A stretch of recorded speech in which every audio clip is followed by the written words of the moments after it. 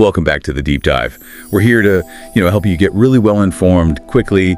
We dig into the details, find those surprising facts, maybe add a bit of humor. Today, we're diving into something pretty big that just happened in the YouTube world. It's a controversy involving MrBeast, one of the biggest creators out there.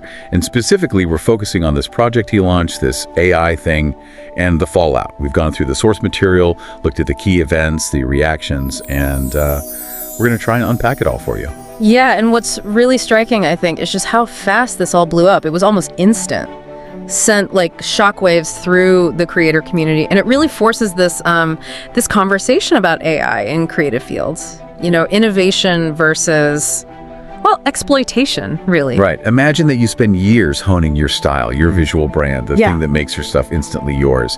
And then suddenly, maybe anyone can just generate it with an AI tool. That's pretty much the storm MrBeast found himself in. Our sources, they really detail this core tension.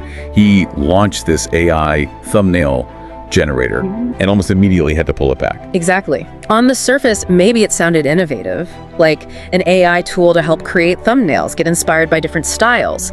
But the problem, the part that caused the immediate uproar, was that it wasn't just mimicking a general style, like make it look like a gaming thumbnail. It could apparently recognize and specifically reproduce the unique signatures.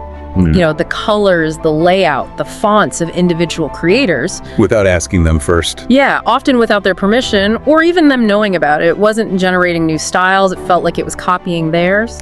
And that explains the backlash. It was so fast, so severe. I remember seeing it unfold, and I was genuinely surprised by the speed. Big creators, people like Jacksepticeye, PointCrow, right? They spoke out almost right away, made it really clear how damaging this felt. The sources we read really hammered this point home. It wasn't just seen as lazy, it felt like theft. Yeah, feels like theft. That phrase came up a lot. Yeah, because for these creators, that style isn't just decoration. It's years of work, it's their brand, their income, especially on a platform like YouTube, where standing out is everything. Absolutely. That feels like theft idea is powerful. And maybe the surprising thing here isn't just about, needing consent to use data. It's deeper. It's about how we value human creativity when AI can mimic it so easily. It showed that even if something is super efficient, if it treads on that sense of ownership and artistic identity, the creative community will react, and react strongly. And he did. How long did it take? 5 days? Pulled completely offline within 5 days of launch, yeah. Wow, 5 days. That's barely any time at all in the tech world. It really says something. It does. It forces us, I think, to ask some bigger questions. This whole thing really puts a spotlight on it. So for you listening, it kind of makes you think, where's the line? When we talk about AI, what's okay innovation and what crosses over into exploitation? Is using AI just to speed up your workflow okay? Most would probably say yes. But does it become unethical when it's directly copying or replicating someone else's very specific, unique work? Especially without permission. This whole MrBeast situation, it definitely pushed a lot of creators firmly into that second camp. Made them say, no, that's not okay. Yeah.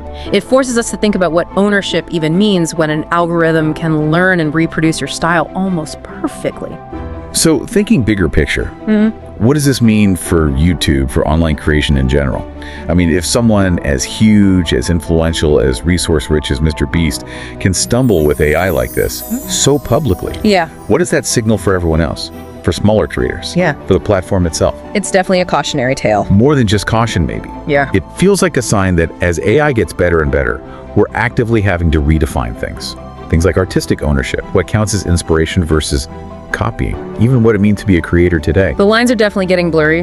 Yeah, and incidents like this one, they force us all to try and draw those lines again, almost in real time. So definitely think about next time you're scrolling through YouTube. Was it just an experiment gone wrong? Or do creators need to be way more careful with these powerful tools?